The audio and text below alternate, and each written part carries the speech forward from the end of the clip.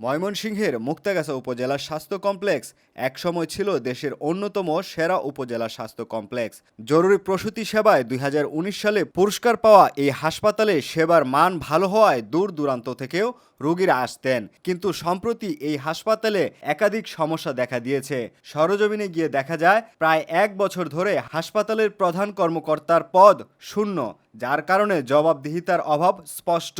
চিকিৎসা নিতে আসা রোগী ও স্বজনদের সাথে কথা বললে তারা জানান, আমার পায়ে খুলে গেছিল, নিয়ে আসছি, যার জন্য এখন মোটামুটি সুস্থ। ভালো চিকিৎসার জন্য অনেকটাই সুস্থ। পরীক্ষা করলাম, 4টা পরীক্ষা দিয়েছিল, 4টা পরীক্ষা করার পরে ডেঙ্গু ধরা পড়ছে।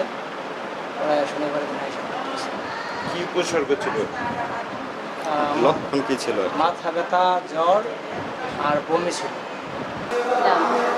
আরেক সোমবার দিন পাইছি না, আজকে আবার 40 দিচ্ছে, 40টাই দিই বন্ধ। এই 12টা দিবর খোলা আছে, লাঞ্চের টাইম গেছি নাকি তাদের বলতে পারতেছি না।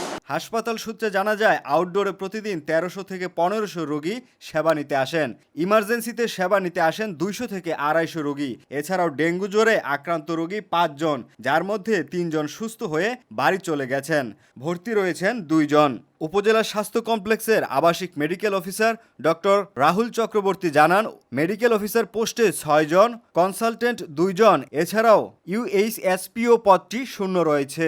তাই রোগীদের সামাল দিতে হিমশিম খেতে হয় তাদের। জনবল বাড়ানোর চেষ্টা করছেন বলেও জানান তিনি। ৬ জন মেডিকেল অফিসার এবং ২ জন কনসালটেন্ট, চর্ম এবং চক্ষু বিশেষজ্ঞ এবং হাসপাতালের যে প্রধান যে পোস্ট উপজেলা স্বাস্থ্য পরিকল্পনা কর্মকর্তা পোস্টটি ফাঁকা রয়েছে। এর জন্য আমাদের সাধারণ সেবা দিতে গিয়ে আমাদের একটু হিমশিম খেতে হচ্ছে। আউটডোরে প্রতিদিন আমাদের রোগীর সংখ্যা হয় প্রায় ১৩০০ থেকে ১৬০০, যেটা আসলে ৩-৪ জন ডাক্তার দিয়ে আসলে সামাল দিতে গেলে আমাদের হিমশিম খেতে হয়।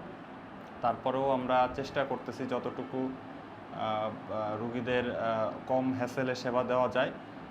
এখানে প্রতিদিন ইমার্জেন্সিতে ২০০ থেকে ২৫০ রোগী হয়।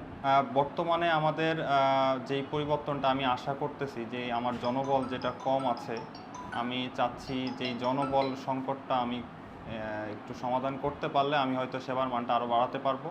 এদিকে ওষুধ কোম্পানি সমিতি ফারিয়ার সাথে সপ্তাহে ২ দিন ১ ঘন্টার জন্য সমন্বিতভাবে কোনো প্রকার গিফটবিহীন হাসপাতালে ডাক্তার ভিজিট এর সুযোগ দেওয়া হয়েছে বলে জানা যায়। তবে সরজমিনে গিয়ে দেখা যায় ইজি ব্যান্ডের শপিং হাতে রিপ্রেজেন্টেটিভকে।